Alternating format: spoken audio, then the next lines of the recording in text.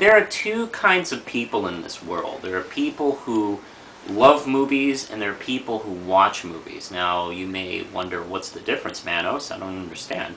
Aren't they the same? Well, no, they're not the same, and I'll explain why. People who simply watch movies do just that. They don't really think about films. They also don't understand why someone would watch a film twice. They don't even understand the difference between a Batman from Schumacher versus a Batman from Nolan. And they also will not understand why someone would watch, on purpose, a bad movie. Particularly a really horribly bad, stupid, shitty film. Now, that's where Best Worst Movie comes into play. This is a documentary written and directed by Michael Stevenson, who had a lead part in a movie called Troll 2. He was the little kid, where the whole movie centers around. If you're not familiar with Troll 2, well then, I don't think it would take long to word search Troll 2. Now, this film has become sort of this generation's bad film. Now, there's one every so often. There's of course, you know, Plan 9 from Outer Space, and Robot Monster, Manos, The Hands of Fate, and Troll 2 seems to be kind of the leading awful film right now that takes cult status to the point where it's actually enjoyable. And I've watched this in a theater with people, in a crowd, in an audience, and you know, we enjoyed it. You know, we enjoyed its badness. We enjoyed the irony of just this sheer incompetent art on the screen, and it becomes a new form of art, a new form of filmmaking by accident. And that's the way these films get to this point, by accident. You can't purposely make a film like this. Yeah. You guys who make epic movie, you're not going to do it. So stop trying. Now let me get into the film itself. The documentary centers mostly around Dr. George Reedy. Is it Reedy? Yes, Reedy. And he's a dentist, and he is one of the leads from Troll 2. He just, for the hell of it, auditioned and got the part. And his, of course, catchphrase is, "You don't piss on hospitality."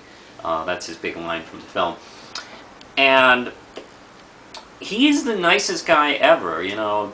He's one of those guys that's just so overtly cheerful. You just kind of almost feel cheerful just by being around him. And if you're not as cheerful, you feel almost guilty. It's like, man, why am I such a douche? Why can't I be, you know, why can't I catch up with this guy? He's always laughing and, you know, pretty pleasant, and to the point where it's like, you know, his eyes are almost constantly squints because he's generally smiling so much. And the film does kind of, he's sort of a star in and of itself. He's kind of a bigger-than-life personality, and he does a lot of things locally for the community. And yeah, he's in Troll 2, and it goes, it does an interesting thing. It follows the cult following on this film. Very early on to the, you know, they interview some fans of the film. They also take George and some of the cast members to some of the screenings, and they're kind of blown away by this. You know, these are just regular folks, and they can't believe they're getting standing O's just by showing up and maybe saying a line from the film. And it goes back and forth, interviewing almost the entire cast of the film, including the director. I think the director took some doing to get. They had to go to Italy, Rome. See, this is the thing. It was made by Italians in the Midwest of America, so that, you know, nobody spoke the same language. So maybe that has something to do with the fact that the film is so completely fucked up. And this is the thing. I'm not sure.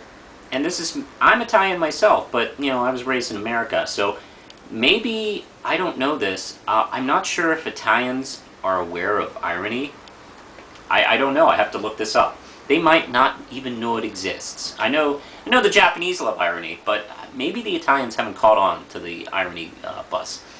Uh, he and the writer of the film think the film is brilliant, and they think it's a good film. And if you think it's a bad film, that's your problem. Yeah, he gets irritated when people ask, why is it called Troll 2 when there's no trolls in the movie? Well, that's a legitimate question. But anyway, yeah.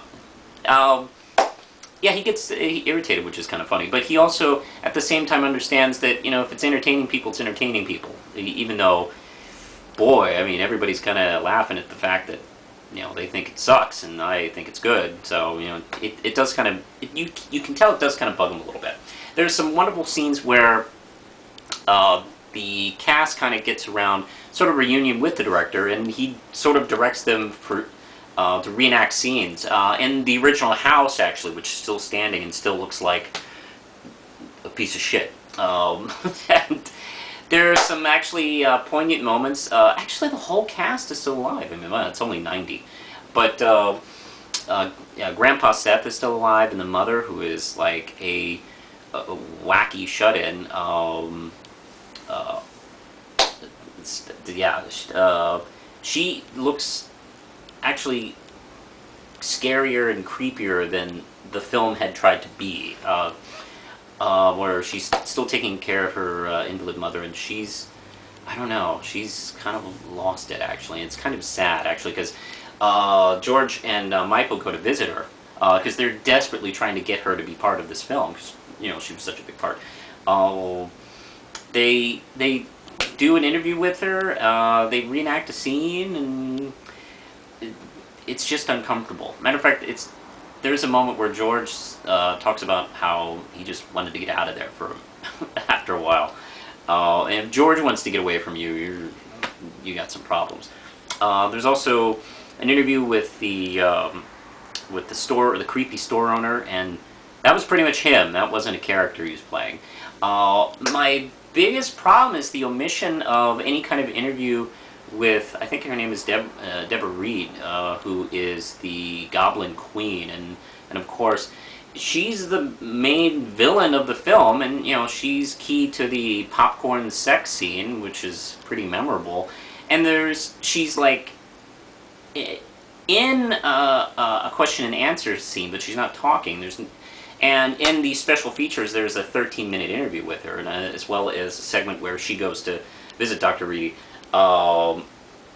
at his practice and gets a tooth fixed or something like that. She's very nice, and actually she seems to be the only one that at the time, well, actually the guys who played the goblins themselves in costume, the guys in the goblin costumes and her seem to be the only ones aware that they were in a shit film at the time. So they just had fun with it, and you can tell, I mean, you go back and watch the film, she's like having a ball being over the top. And she's doing like local independent stuff and commercials and stuff like that. Yeah, I don't understand why she's completely forgotten, and it's almost like